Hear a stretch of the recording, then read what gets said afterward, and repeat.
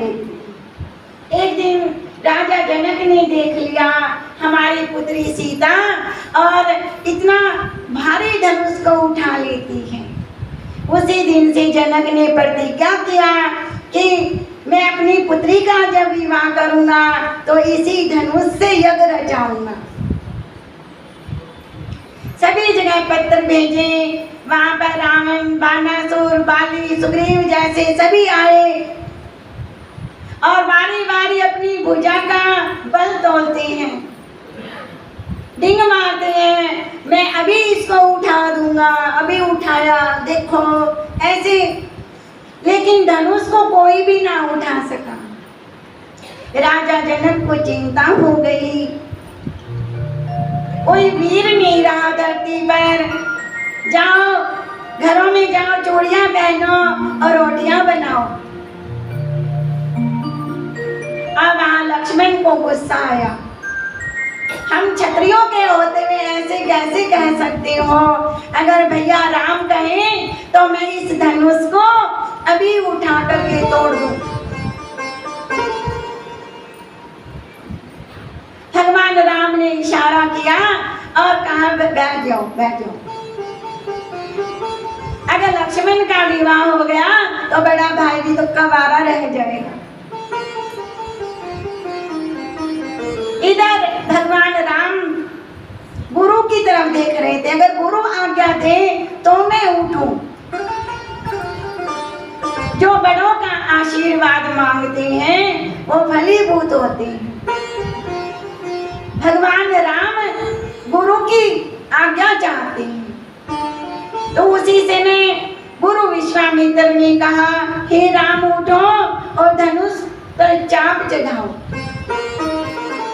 आदेश गुरु का पाते ही चरणों में शीश झुका करके, चरणों में शीश झुका करके तब खड़े हुए आनंद कंद श्री रामचंद्र मुस्कुरा करके, श्री रामचंद्र मुस्कुरा। गुरु विश्वामित्र के चरणों में श्री रामचंद्र प्रणाम किया, श्री रामचंद्र प्रणाम किया। देखते देखते धनुष तभी श्री राम धाम ने उठा लिया, श्री राम धाम ने उठा लिया।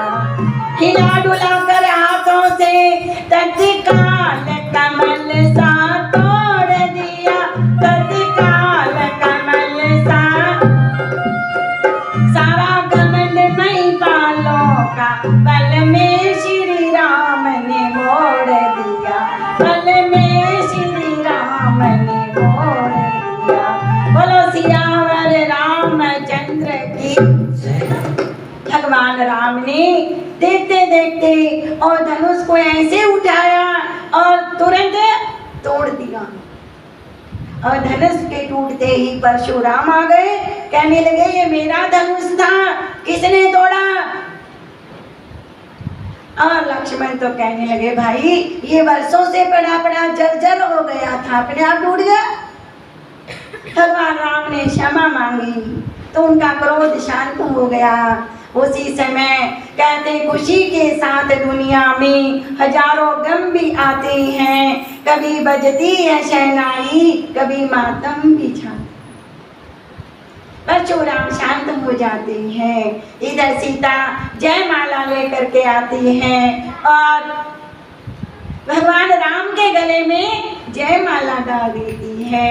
बड़ी खुशी के साथ राम सीता का विवाह हुआ। इधर भरत, शत्रुघ्न और लक्ष्मण का भी विवाह हुआ। ये राम और सीता के विवाह की कथा जो सुन लेते हैं उन भक्तों के बच्चों का विवाह भी खुशी खुशी हो जाता, पता भी नहीं चलेगा। कथा सार्थक होती है, कथा तुरंत फल देती है। आपके बच्चों का, बेटियों का विवाह भी ऐसे ही धूमधाम से होगा जैसे राम और सीता का।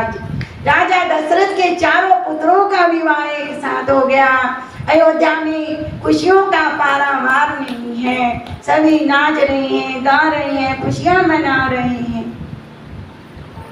तो कहते हैं इस प्रकार से यहाँ धीरे धीरे कि कई ने अपने वरदान मांगे, और वरदान में क्या मांगा?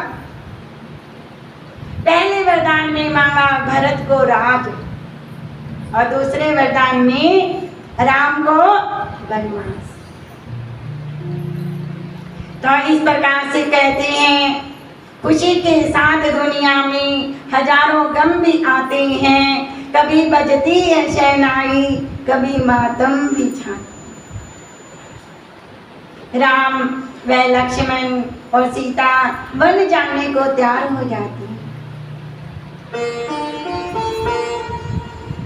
इसलिए कहते हैं आज वचन नहीं देते हैं, पहले वचन दे देते थे तो कभी भी मांग लो, आज वचन नहीं दिया जाता है।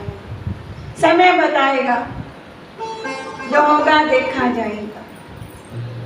तो इस प्रकार से राम लक्ष्मण सीता वन जाते हैं। वन जाते जाते कहते हैं सीता का हरण करके रावण ले गए, और सीता को ढूंढते हुए भगवान राम शबरी के आश्रम में आ जाते हैं। और शबरी मन ही मन सोच रही है कि भगवान आएंगे तो मैं उनको बेर खिलाऊंगी मीठे मीठे। तो राम लक्ष्मण या मतंग ऋषि के आश्रम में शबरी के यहाँ आते हैं, और शबरी क्या नाच रही है, गा रही है, क्या कहती है? मेरी झोपड़ी के बाग आज खुल जाएंगे, मेरी झोपड़ी के यहाँ राम